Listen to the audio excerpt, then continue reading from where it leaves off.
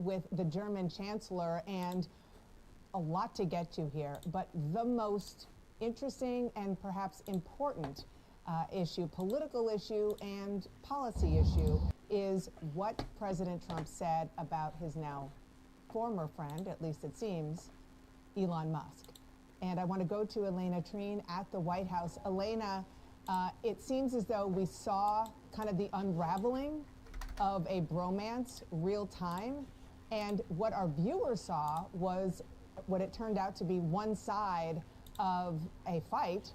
The other side was Elon Musk real time using his platform X to respond and kind of push back on many of the things that President Trump said. We're going to show our viewers what happened, but I want you to kind of give a sense of what brought us to this extraordinary moment just a few days after he gave a big glowing goodbye to Elon Musk from the White House. Yeah, it's not even a week, Dana, since we saw them both praise each other from the Oval Office days later now. And actually the first time reporters are actually having the opportunity to ask the president about this.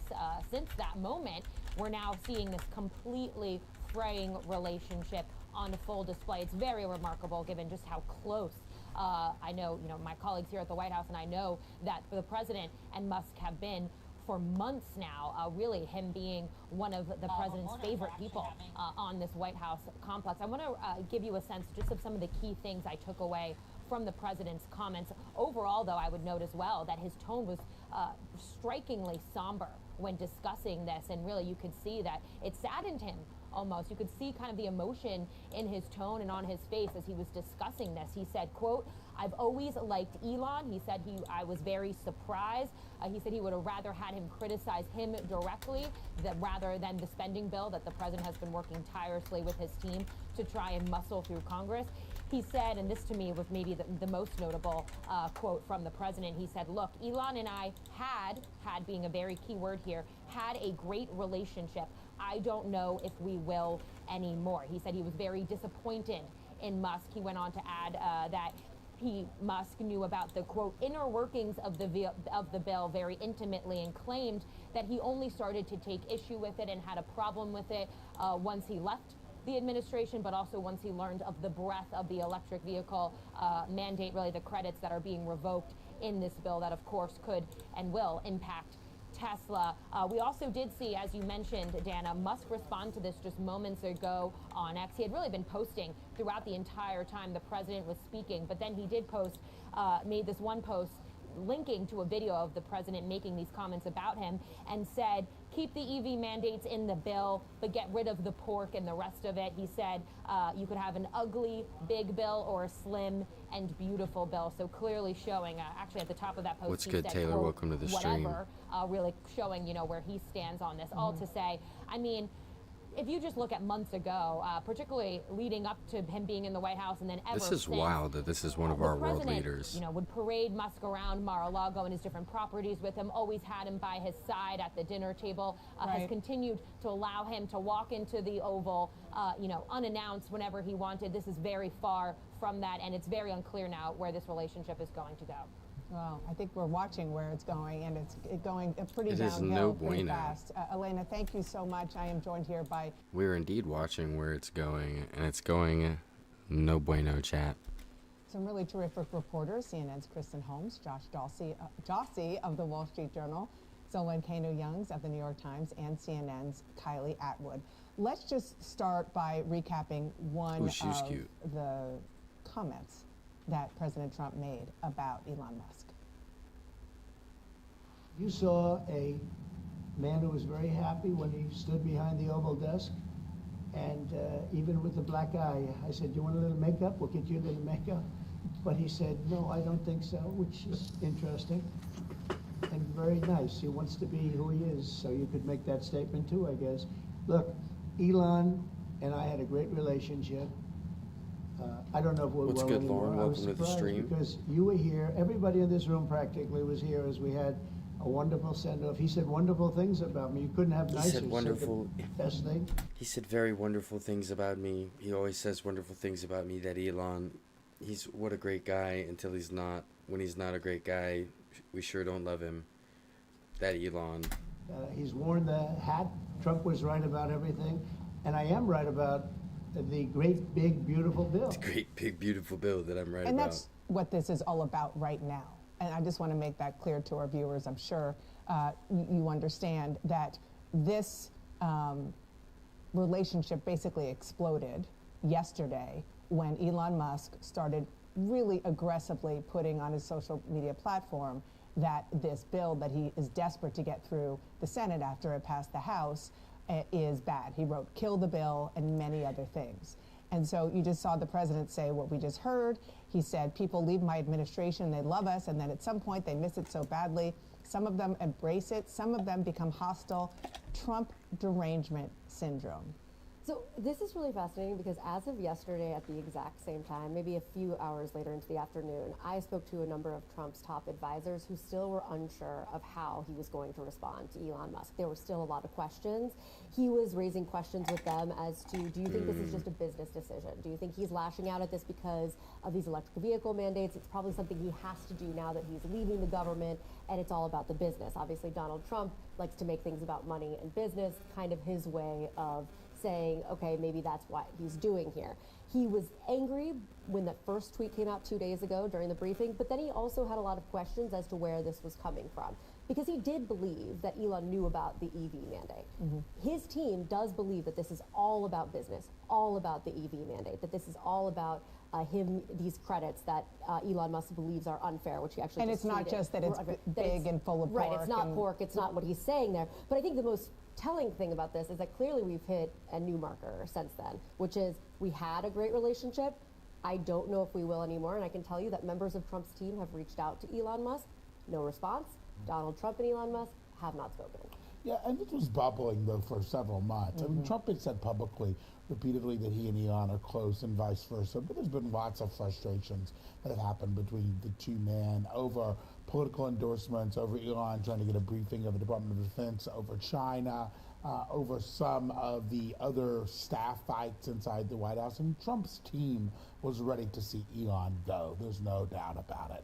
Trump himself wanted to have an event on Friday and try to have an amicable breakup here, in part because Elon is such a wealthy donor. He's the richest man in the world. He filled hundreds of millions of dollars for this campaign. He is a political force to a large degree. He controls one of the main ways that Republicans communicate. I mean, these, unlike some of the relationships Trump has had, a breakup here could hurt him too. I mean, there really is a lot of caution here that I think his people are trying to navigate. Okay, where are we going from here? Because we're playing with live, live rounds. This is what you were referring to. You see on the screen, this is a video of the two of them in the Oval Office, which, by the way, I don't want to let it go unmentioned that the president made fun of the black eye that Elon Musk had. I mean, that was very clear that he wanted to get that in there. But when it comes to the substance of what we're talking about here, I also want to underscore that they are kind of saying the quiet part out loud with regard to Elon Musk's business interests. And the fact that there was even a question inside the White House, maybe by the president himself, because he just said it in the Oval Office, that Elon Musk doesn't like this bill because it's not good for his business. The EV mandate, electric vehicle mandate, goes away. I mean, they're not even pretending that there's no conflict of interest here. And that was one of the things that Musk responded to on X Real Time. He said, false, this bill was never shown. Well, first he said, that's not about that. And then he said, false, this bill was never shown to me even once and was passed in the dead of night so fast that almost no one in Congress could even read it. That was in response to Trump saying he was disappointed with Musk because he knew the inner workings of this bill better than anyone sitting here. You had the president in the Oval Office essentially say that Elon Musk's criticism is a matter of personal grievance. It's a matter of the fact that he thinks that this will hurt his business. Elon, up until this point, when he has shared criticism for this bill, has said that it's about undermining really the effort he took to cut federal bureaucracy, reduce the deficit as well. and he said that it's about sort of fiscal responsibility. Here you have the president completely saying that that is not true, and that it's really actually about somebody trying to protect his business, which is interesting also because Elon was with the administration when the Trump administration was rolling back EV subsidies that the Biden administration put forward as well. So that's another detail to add here. But it's remarkable to see here just the shift in the past couple days. I asked the president last Friday about reports of Elon Musk's drug use as well. And he went out of his way to say that that is not a concern, that is not troubling to him, that he still stands by Elon Musk. All of that now to this point where now you have criticism against a signature part of Trump's domestic agenda. And now he's saying, well, this is someone who's just worried about their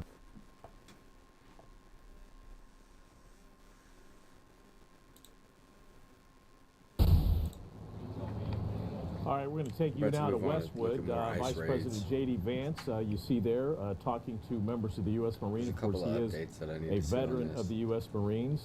He is here in Los Angeles to take a tour, the Federal Joint Operations Center, as well as the Federal Mobile Command Center, which is basically the command center for all of these ICE immigration raids that we have been covering for the past 2 weeks.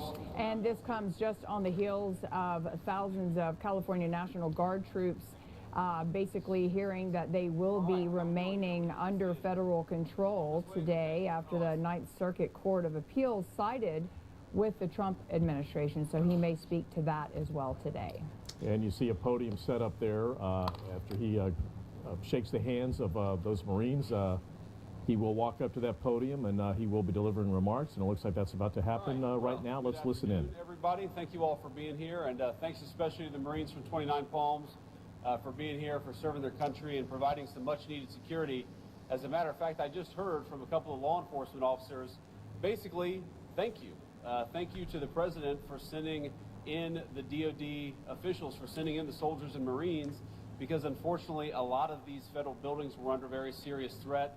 I heard about a lot of that during my tour here today, and the reason I'm here is I just wanted to hear from the law enforcement officials themselves, the state officials, the local officials, but also the federal officials, what's actually going on here on the ground. I think there's some good news, and the good news is the rioting has gotten a lot better. But the bad news is, as I heard from everybody, unfortunately the soldiers and Marines are still very much a necessary part of what's going on here because they're worried that it's going to flare back up.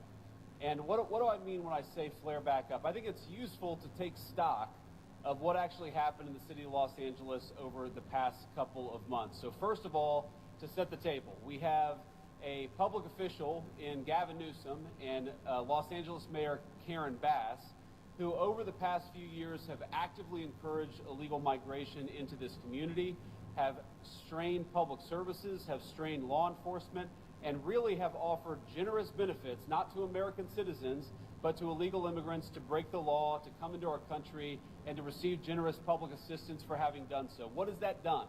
That has created an illegal immigration crisis, of course, facilitated by the policies of the Biden administration, and there is perhaps nowhere where that crisis has fallen harder than in the great city of Los Angeles. And, you know, I landed, when I saw this city, when I was driving through that is to insane. come to this FBI building, all I can think about is what a great American city Los Angeles taking is, part in this. and what a great tragedy it is that we have allowed illegal immigration and rioting to destroy, I think, one of the great gems of the American family. Now, these guys surrounding me represent the U.S. Attorney's Office, the Federal Bureau of Investigation. And make sure you guys like this stream up, dude. Immigration enforcement. More people need to see this. Make sure you guys like the stream up. Double tap those screens. All of these law enforcement officials were necessary because what happened is, in response to the basic federal action of enforcing immigration law, you had local officials and radical left-wing agitators who actually encouraged violence, who facilitated violence and rioting in the great city of Los Angeles. What happened here was a tragedy. You had people who were doing the simple job of enforcing the law, and they had rioters egged on by the governor and the mayor, making it harder for them to do their job. That is disgraceful. And it is why the president has responded so forcefully what happened in Los Angeles. Number one, because we've got to enforce our borders and get so many of these criminals out of our country to begin with. And number two, when you have violent agitators who make it impossible for the law enforcement to do their job, it is necessary to protect them and to defend them. We have to remember that the Friday that the riots started, before there was ever a single National Guardsman, before the President of the United States had sent in additional federal resources, you had law enforcement officers who were being captured and beaten by violent mobs egged on by Gavin Newsom and other officials. It was necessary to send the National Guard to stop that process, to bring some order back to this great city, and to make it possible for the people's president to enforce the people's immigration law. That's why we're here. That's why these guys are standing beside me. That's why we have close to 5,000 soldiers and Marines from the Department of Defense. It's because we've got to enforce the law. The president takes that very seriously. I'm happy to take a few questions, but before I do, this is literally insane, guys. All of the law enforcement, local, state, look at and federal, look at what it looks like who, there. frankly, I think are suffering from a bit of a morale problem because they've had the local government in this community tell them that they're not allowed to do their job. I just want to let you know, from the president, the vice president on down, this administration stands with you. We're grateful for the job that you do every single day. We know that we wouldn't have a border were it not for your hard work and for your efforts, and we're going to keep on fighting for you and keep on standing with you every step of the way.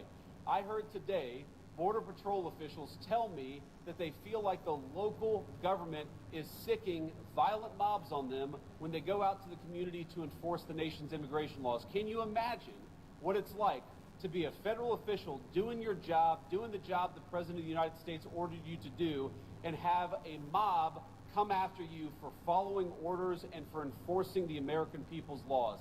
I think it's disgraceful that we've ever gotten to this place in this country, but thank God we've got a president and an administration that is pushing back against lawlessness. We're going to keep on doing it every step of the way. So thank you to the Border Patrol. Thank you to the soldiers and Marines. Thank you to the U.S. attorneys. Thank you to the FBI. Thank you to all of you for doing what is necessary to enforce the laws of the American people. We are grateful to you, and we'll keep on fighting for you. Now I'll take a few questions.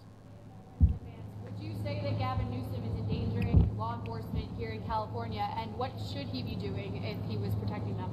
Look, I would absolutely say that Gavin Newsom is endangering law enforcement. The law enforcement officials themselves tell me as much, that when they go out, let's say you have a Border Patrol official who needs to go out and arrest somebody, maybe a violent criminal who's also an illegal alien. When that Border Patrol agent goes out to do their job, they said within 15 minutes of them trying to do their job, they have protesters, sometimes violent protesters, who are in their face, obstructing them, preventing them from doing their job, and endangering their lives. Why do they have that? Because those people have been egged on by local officials. Gavin Newsom and Karen Bass, by treating this city as a sanctuary city, have basically said that it is open season on federal law enforcement.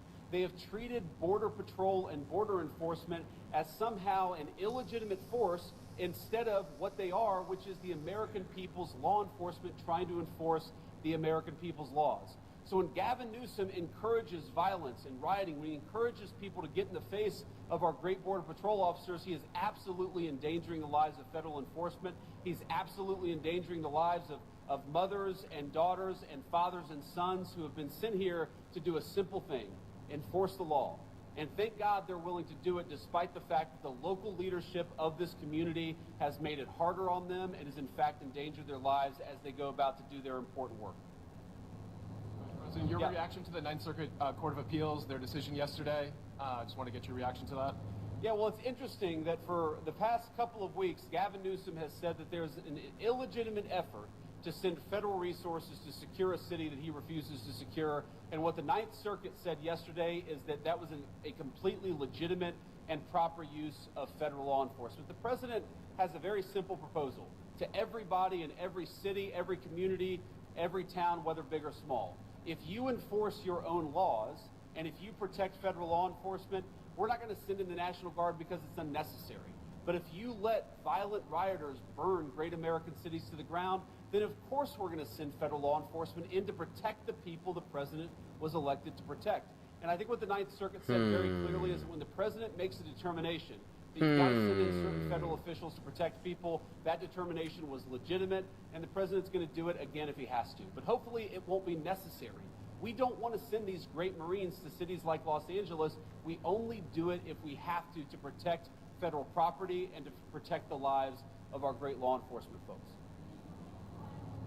Protesters, some of them funded by Democratic groups, who were releasing the addresses of ICE agents Yes. in hotels around here. Well, you know, it just drives home.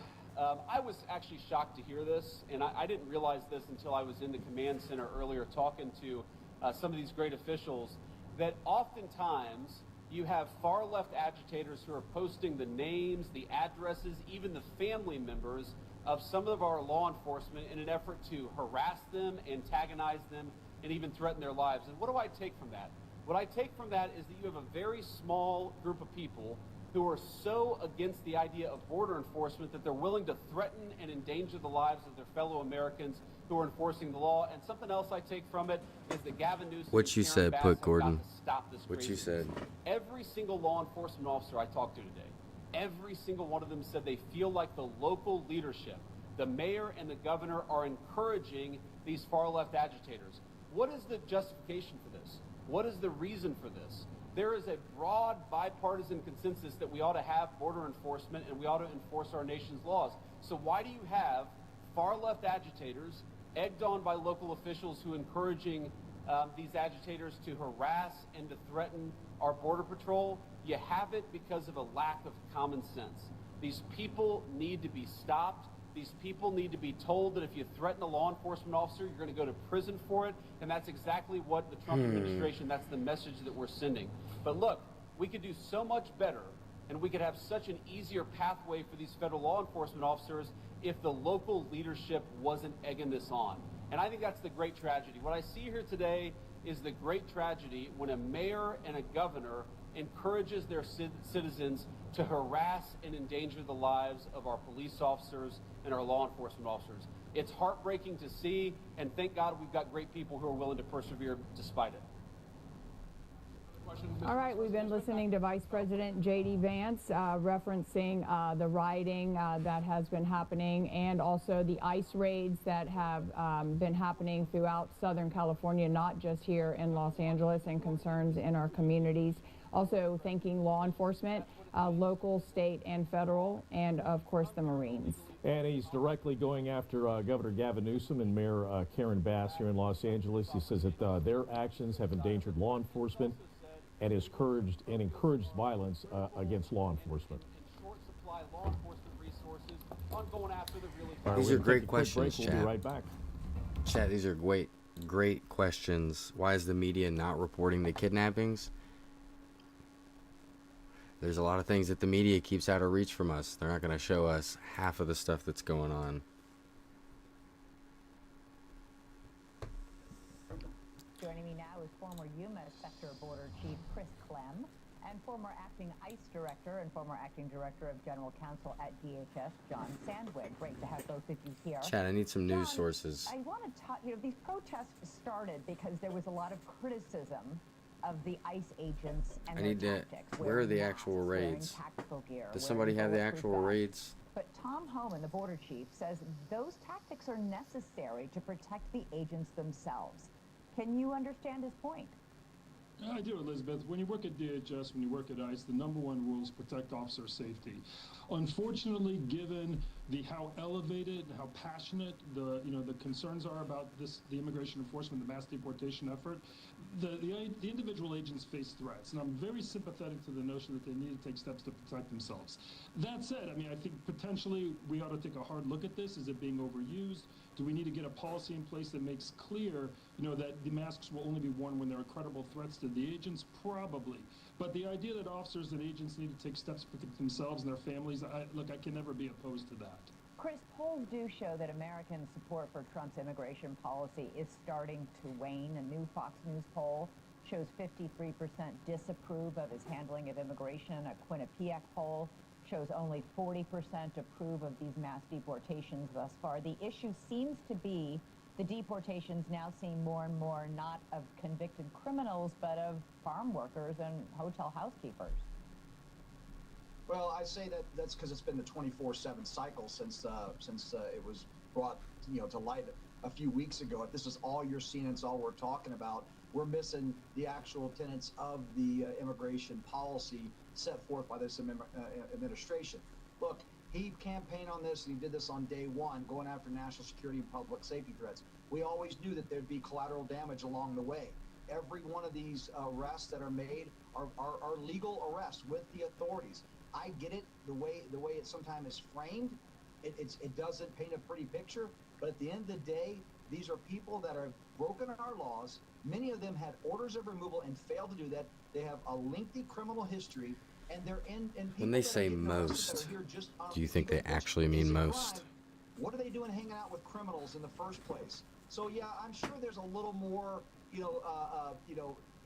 expanding of the operations while they're there. But look, they're arresting people that are in the country illegally. And that's how you fix a broken immigration system, by holding people accountable and maintaining the integrity of the process. Right, but John, a lot of those people don't have long criminal histories. That's what got these protests going, was the raids at Home Depot when they were picking up day laborers.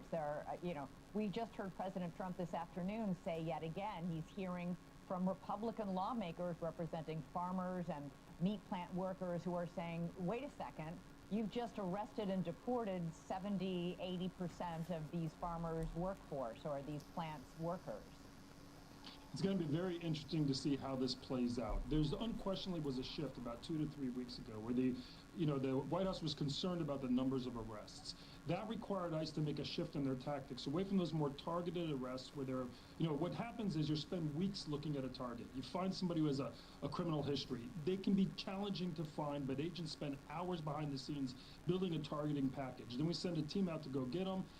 They might have to do more on the ground investigating before they find them. The problem is you make one single arrest and you've spent hundreds of agent hours making that arrest, but the quality of that arrest is very high. It could be a violent felon. Right. So you get this incredible impact.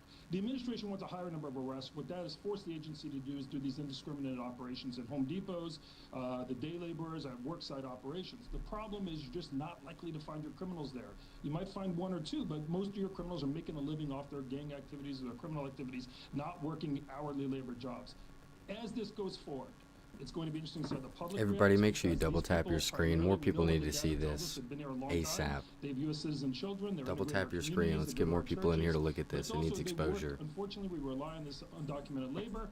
It's going to put pressure politically on the president, and it will just be interesting to see how long the administration can sustain this approach where you're doing these kind of mass arrests and not shift back to that more targeted approach focused on the criminals. Thank you for watching. Subscribe below and download our News Nation app right. We need footage from the ICE raids. I need to see some of the actual ICE raid footage. Where's the ones that have taken the day laborers? Come on, let's be honest. Is that okay? And more breaking news now at 11 o'clock. Several people are taken into custody at a Hollywood Home Depot as part of President Trump's federal immigration enforcement. Raids happened this morning outside at least 2 Home Depot locations, one in Sylmar and another here in Hollywood. KTLA 5's Corrine Winter joining us now live from the Hollywood location with this breaking story. Corrine? Well, according to officials, according to witnesses, they say officials who they described as ICE agents arrived at this Home Depot this morning and rounded up more than a dozen people. We're outside of that Home Depot. I just want to show you that gentleman over there in the turquoise shirt. He's one of the family members of those who was taken, arrived here. He's been very emotional talking to the media. His wife apparently is a food vendor who's out here every single day. And again, she was rounded up as part of the raid. But take a look at what went down hours ago here in Hollywood.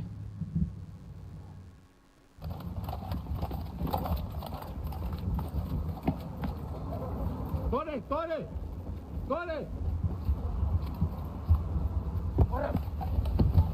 corre, corre. That's insane. And this is a location along Sunset and Western Avenue. There's cell phone video that you just saw. It captured the raids occurring at this Home Depot property. Also a few blocks away near Home Depot. This is all part of the crackdown we've seen this week and in recent weeks. President Trump's immigration enforcement efforts to detain those suspected of being in the U.S. illegally for possible deportation. Actions that have polarized communities here in the Southland and across the nation, with some arguing that these workers are trying to earn a living and are law-abiding people who are living here, others saying many undocumented individuals who have been detained have criminal records, and that the ones who still don't belong in this country given the Trump administration's mandate. Listen to what this witness told us. He provided KTLA with some of the cell phone video that you've been seeing. He wanted to remain anonymous. Several people were running upwards Wilton's Place. I informed them that ICE agents were around the area. They were aware of that, and then that's when an SUV pulled up, came out, 2 agents tackled down a individual with no questions. They placed his face into the dirt, physically apprehended him. And we reached out to officials for more details on today's raid. They said while they can't comment on every single operation, these raids continue on a daily basis, and that today's raid was routine federal immigration law enforcement operation. That's how they categorized it. But take a look at this statement. They're also advising the public to avoid assaulting and obstructing, interfering, impeding, or intimidating federal agents while conducting their immigration law enforcement duties, underscoring that anyone, U.S. citizen or not, can be arrested and face felony charges. I want to bring in now quickly Shabana Castillo.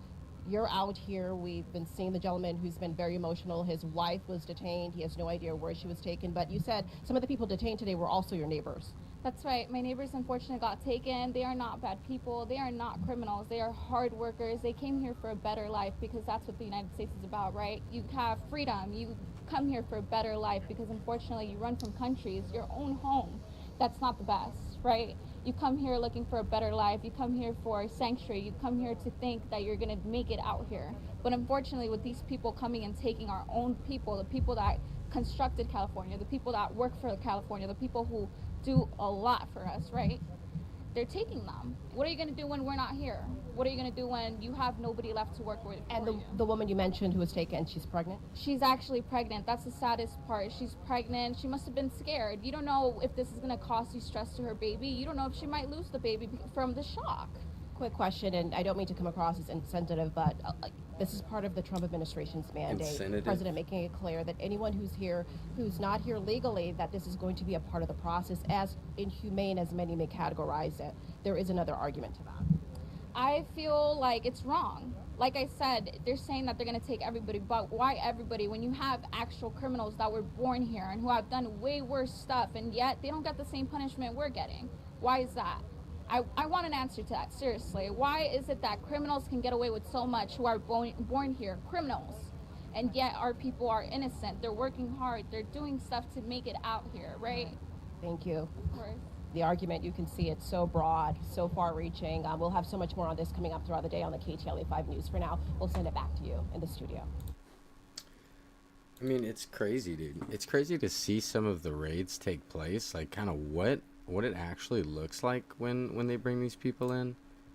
I just know that there's a big divide. Responding to comments made today by Vice President J.D. Vance here in Los Angeles. And spewing lies and utter nonsense in an attempt to provoke division and conflict in our city.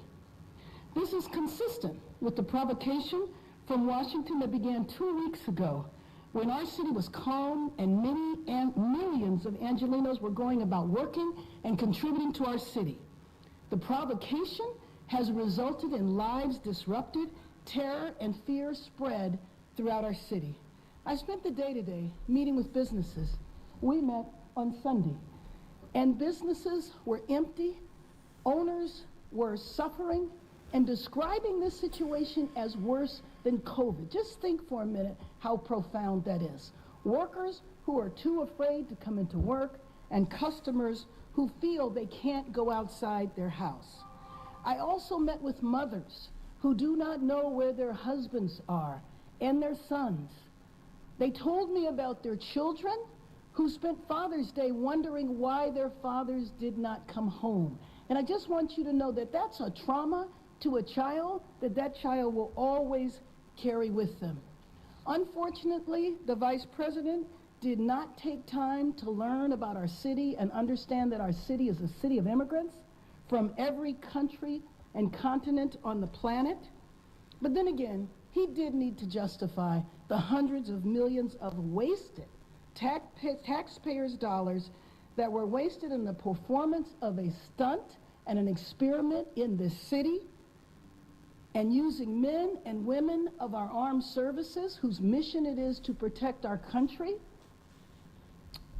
He accused state leaders and myself as mayor of this city of encouraging violence, of sicking mobs on ICE officers.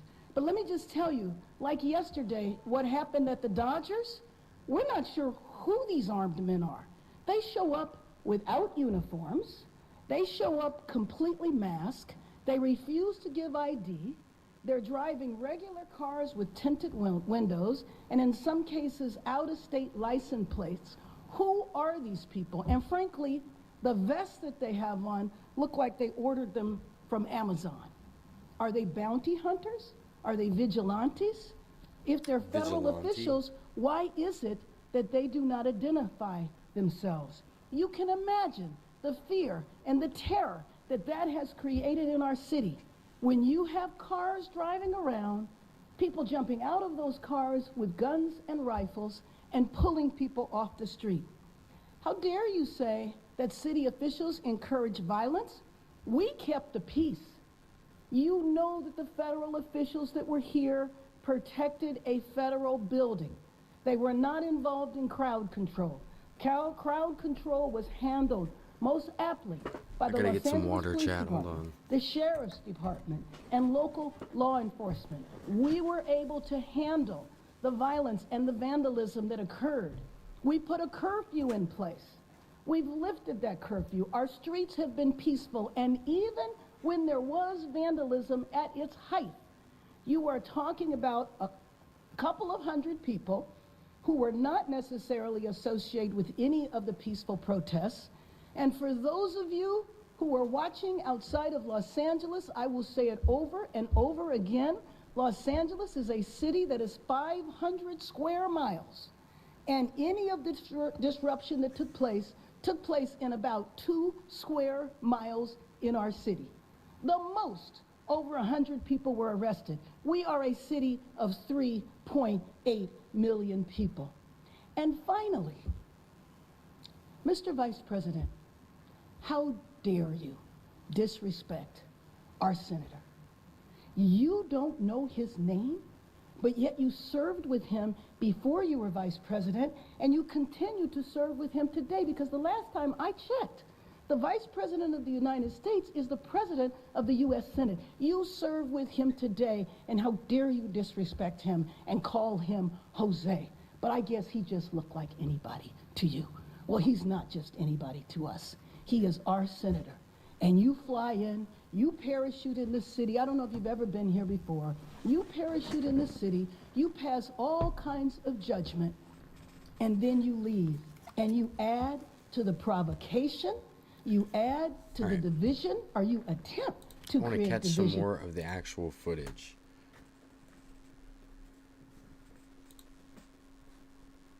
Good evening from New York. I'm Chris Hayes. The 44th President of the United States, Barack Obama, is back. Former president making a rare public appearance in Connecticut last night, telling the audience that the U.S. constitutional order is in real danger. We start drifting into something that is not consistent with American democracy. It is consistent with autocracies. We're not there yet completely, but I think that we are dangerously close to normalizing behavior like that. And while former President Obama spoke, the current president was contemplating joining a new Middle East war against Iran, all while American troops remain deployed here on his orders on U.S. soil in the state of California against the wishes of the state's governor. In fact, they are there, according to the Secretary of Homeland Security, to, quote, liberate the state from its elected leaders. But there aren't even any disturbances on the streets there patrolling. You remember those Waymo cars that got burned? We all saw the images, right? That was a week and a half ago. Yet we still have 700 U.S. Marines and more than 4,000 National Guard soldiers deployed to America's second largest city. That is after Donald Trump ordered another 2,000 guardsmen to L.A. late last night. We'll see how much that's going to cost.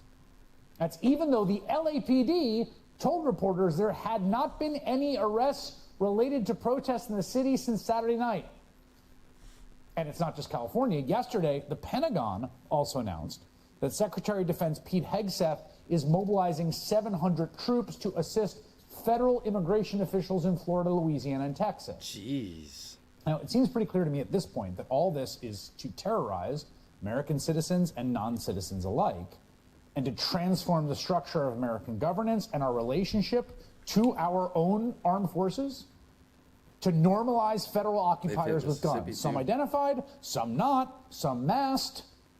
People that can at any moment just arrest a sitting U.S. senator or a New York City controller, members of Congress, a mayor of Newark. I mean, Trump has always wanted to use American military force against Americans, at least as far back as back in 2020, famously during the George Floyd protests. But at the time, his defense secretary said, more or less, absolutely not. And a big part of the reason that Trump is doing it now, and it is happening now, they're still in California, right, is that he has this almost sort of comically pliable Secretary of Defense in former Fox Weekend host Pete Hegseth, a man who is just obviously palpably in over his head, but will do whatever Trump wants. Today, testifying before the Senate Armed Services Committee, the man who oversees the largest and most lethal organization in the history of the United States answered serious concerns from senators with a deeply disturbing made-for-Fox shtick. On Sunday night, the president threatened to deploy ICE agents to other cities around the country that he sees as, quote, the core of the Democrat power center, end quote, specifically mentioning Chicago and New York. Secretary Hegseth, if the president wanted to deploy Marines to Chicago and New York City like he did in Los Angeles, would you carry out that order even if the local governors and mayors objected? Well, thankfully, New York City, unlike California, unlike Gavin Newsom, is willing to step up and address the issue with their local law enforcement. I will take that as a yes. How about if the president says he wants to send troops to 15 cities? Would you be willing to do that? Well, Senator, I don't accept your hypothetical because it's That's hypothetical. Not a real That's one. the question. You're the Secretary of Defense. Would you send troops to 15 cities if the president said do it? Would you do it? 15 cities. Again, Senator, it's a complete hypothetical lacking any context at all. It was not hypothetical. I mean, Senator Elizabeth Warren repeated that Donald Trump posted that he wanted to do that, and Hegseth refused to answer whether he would carry out such an order. And then it got worse, because Hegseth was also asked about the situation that his predecessor, Mark Esper, faced in 2020 when Trump wanted the military to crush protesters. What specifically was he suggesting that the U.S. military should do to these protesters? He says, can't you just shoot them? Just shoot them in the legs or something. And he's suggesting that that's what we should do, that we should bring in the troops and shoot the protesters. The commander-in-chief was suggesting that the U.S. military shoot protesters. Yes, in the streets of our nation's capital. Remember that? Well, today, Pete Hegseth pretended it never happened. Have you given the order to be able to shoot at unarmed protesters in any way? I'm just asking the question. Don't laugh. Like the whole country. And by the way, my colleagues across the aisle. What is that based on? What evidence would you have that an order like that has ever been given? Giving that order to your predecessor, to a Republican Secretary of Defense, who I give a lot of credit to because he didn't accept the order. He had more guts and balls than you because he said, I'm not going to send in a uniformed military. Dude, she's chopping this that man I know up. my gut isn't right. He was asked to shoot at their legs. He wrote that in his book. That's not hearsay. So your poo-pooing of this, it just shows you don't understand who we are as a country. who we are, and all of my colleagues across the aisle, especially the ones that served, should want an apolitical military and not want citizens to be scared of their own military. I love the military. I served alongside my whole life, so I'm worried about you tainting it. Have you given the order? Have you given the order that they can use lethal force against honor? I want the answer to be no. Please tell me it's no. Have you given the order? Senator, I'd be careful what you read in books and believing it, except for the Bible. Oh, my God. Now, as dangerous and sort of supercilious and glib and as that all seems, the military is just one part of what Trump is trying to do, right? Another part is this militarized federal police force. Those aren't active duty soldiers, but they're law enforcement officers, the federal government, who are indistinguishable visually from soldiers in their uniforms, and their weapons, their operations. And I want you to look at this. I don't know if people have seen this. I don't think it's gotten the attention it should. Here's what those kinds of operations look like when they're being deployed, not in a foreign war, not against some enemy of the United States, being deployed on the ground against us, against Americans, right? Our neighbors and communities. This is an open-air flea market in Los Angeles County, a flea market. The masked men carrying M16s in full camouflage battle rattle are not military service members. They are officers of ICE and the Border Patrol. They look like they're in a mission overseas. And they and their helicopters flying overhead executed a raid on, wait for it, the Santa Fe Springs swap meet on Saturday afternoon. The swap meet. They were there at the swap meet, hours before a Mexican-themed concert was set to begin. Now, the concert was canceled. Patrons and sellers scattered. The community and the market ground to a halt. One vendor said the masked armed agents were asking people where they were from in America. You're going to a swap meet, and someone with an assault rifle and camouflage is asking you where you're from. If you think that has all the hallmarks of an authoritarian, un-American police state, wait till you see how the Border Patrol portrayed that same raid in a hype video posted on their official social media.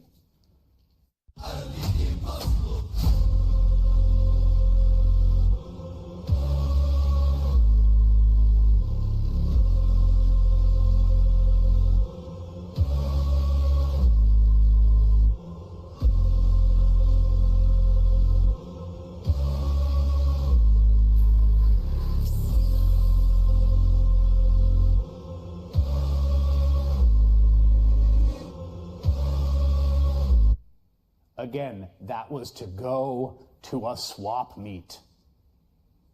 Celebrating a militarized police force raiding and interrogating flea market patrons, asking where they're from, with guns and with masks. This is the kind of America that Donald Trump and Stephen Miller are trying to impose, and what millions and millions who took to the streets this weekend are determined to resist. That's literally insane. Let's see what the cartel thinks about Donald Trump. Right now we're just racing through town following this group of volunteer paramedics on that motorbike. Ya no aguanto con este brazo yo, güey. Si te lo quito te vas a sangrar. Dang, bro. Tiene una hemorragia y pues es considerablemente mortal. Aquí, deténgame. This area is very heavily populated by cartel members, and right now this guy is losing a lot of blood, so it's a bit of a race against time.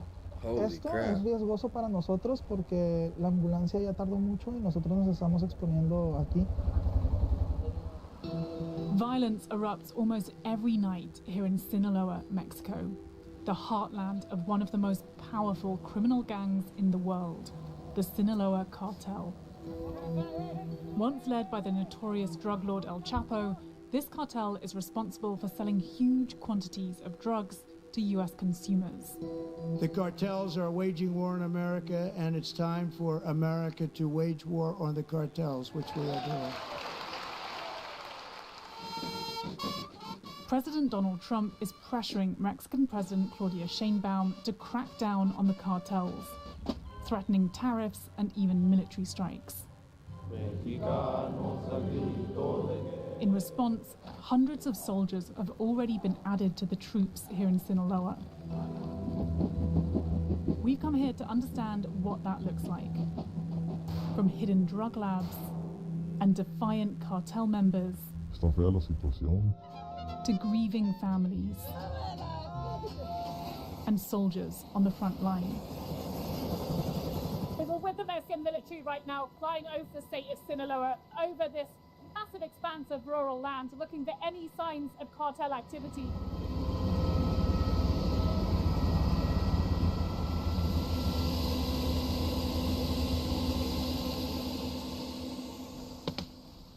This is more cannabis than I've ever seen in my life. The scale of drugs here is just enormous. I mean, this is a whole field of marijuana here. These guys are going to be camped up here for the next few days. That's where I'm trying to work, not going to lie to you, Jack. Destroy Yes, field sir. upon field of cannabis, of poppies. So is this area safe? Yes, secured area. We need to make aerial reconnaissance and then vehicle and then on foot. And here is the poppy field. Oh, wow. So they slice the poppy to get the opium, and they start the process to get heroin. So how much heroin does a field like this produce? 2 kilos. 2 kilos. The soldiers burn the poppies and marijuana. But it's synthetic drugs that are responsible for most of the 87,000 Americans who've died of overdoses in the space of a year. These drugs, like fentanyl and meth, can be produced in much bigger quantities, generate enormous profits, and are easier to hide. Los criminales construyen estas áreas de trabajo en lugares lo más inaccesible para que la autoridad no los descubran. I can smell it from here. It's very strong. Sí. Bueno, vemos acá, esta es un área de concentración, aquí tienen los productos químicos. Vienen, trabajan 2-3 horas, producen 50, 20, 50 kilos, 100 kilos de metanfetamina, terminan y se van y se llevan la producción. Este laboratorio ya no va a ser reubicado a otro lado, lo que hay aquí se va a destruir ahora mismo. In the first 6 months of Sheinbaum's presidency, thousands of suspected cartel members have been arrested, and more than 140 tons of drugs have been seized. But the reality is, more than 1,200 people have also been killed in Sinaloa in the past year. Hundreds more have disappeared. An uncomfortable fact for the Mexican military. In downtown Culiacan, the capital of Sinaloa, the military's narrative that they are fully in control begins to unravel. The rates of violence are still extremely high here. Since September, when this war between two factions of the Sinaloa cartel exploded, people have been dying on a daily basis. Very stark reminders here of people who are missing, who've been disappeared as part of this cartel war between the two factions that's playing out right now. All very recent cases. This was last week, 23-year-old went missing. Those you cannot say if they are real. What do you mean? Those flyers are old. No, this is post the date here. This is the 22nd of March, they went missing, right? Sí, pero, o sea, esto es una copia. It's a copy. Who put this? We don't know. As we're talking, a soldier blocks our camera. You mean it's not verified? Yeah. Presumably people aren't just putting up posters for the fun of it. They're putting them up because they're missing family members, right? I don't know.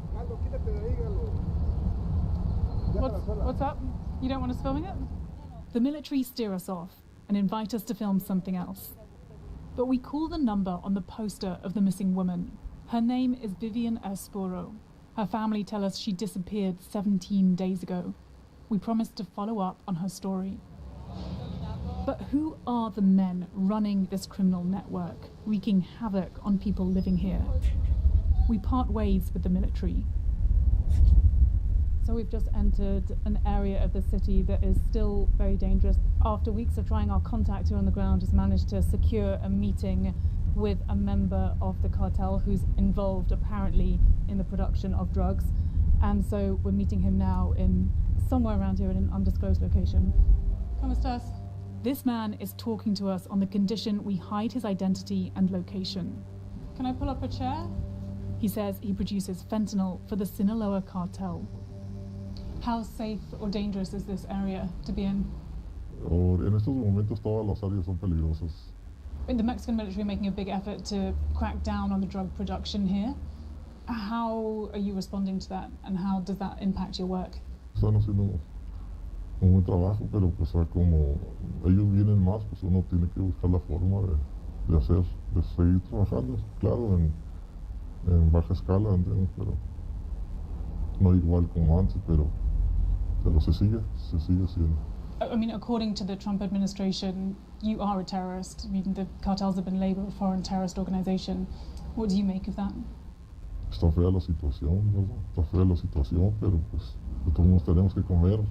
What's your message to Donald Trump, if he's watching this? Mis respetos, él tiene que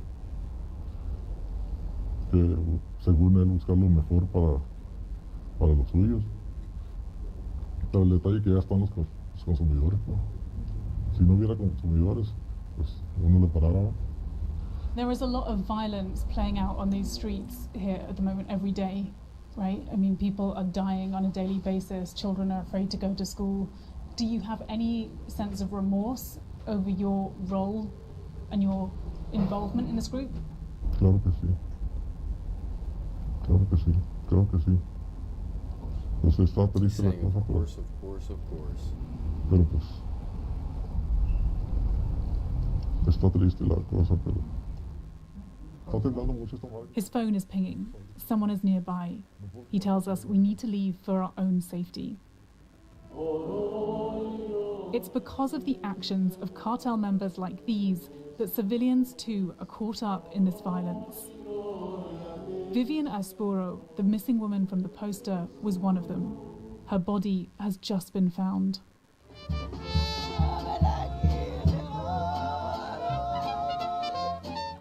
I'm so sorry for your loss, I really am. Are you able to tell me a little bit about your sister? Fue una niña feliz, tuvo todo lo que siempre quiso, fue muy amada. Le gustan mucho los gatos, Harry Styles, Lady Gaga. Íbamos a ir a su concierto juntas, ahora ya no. I mean, there has been, this massive escalation in violence here over the last few months with this conflict taking place. Do you feel like your sister's death is related to that? Sí, creo que no creo que ella no se metió con ninguna persona peligrosa, pero la violencia que está azotando aquí en Culiacán dio pie a que esto pasara porque pues antes había códigos y se respetaban a las mujeres y a los niños. I mean, the authorities are saying that they're going after the bad guys, they're making a lot of arrests, they're going after the drugs, they're going after the weapons. Do you feel like they're not doing enough? No están haciendo nada. Culiacán se ha vuelto un lugar del que es imposible vivir. Thank you for talking with us. You're being so strong. She'd be so proud of you. Muchas gracias, en serio. Thank you. Gracias a ustedes por darle visibilidad a mi hermana. For Vivian's family, the authorities' efforts amount to nothing more than anguish.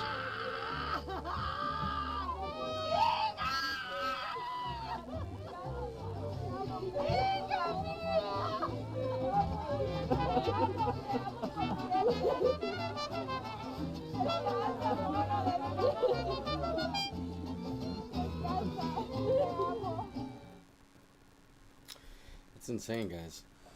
We've taken in a lot of information in this stream. There's a lot of crazy shit happening in this world right Sometimes the most shocking corporate misconduct is hidden in plain sight, invisible to the naked eye. I want to check out maybe one more ice raid video, and then we're probably gonna call it for the night. Let's see what we got on the chopping block. The Omega Meat Plant.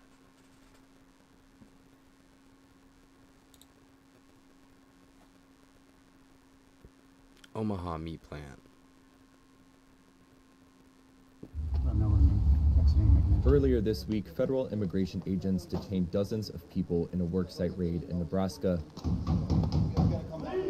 The Department of Homeland Security said it was the largest such operation in the state during the Trump presidency. Nebraska Congressman Don Bacon said 75 to 80 people were detained in the raid. That's a lot. ICE released this video showing agents entering a meat production plant in Omaha, owned by Glen Valley Foods.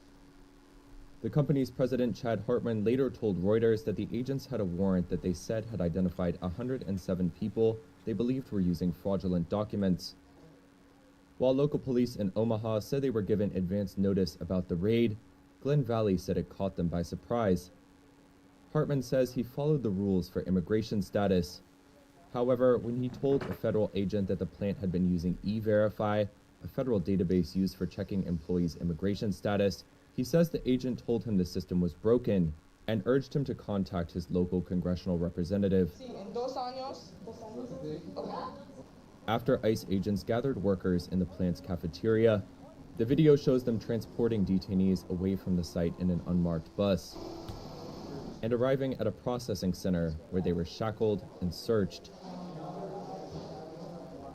The Omaha raid came amid ongoing protests in Los Angeles over similar operations that began in the city late last week.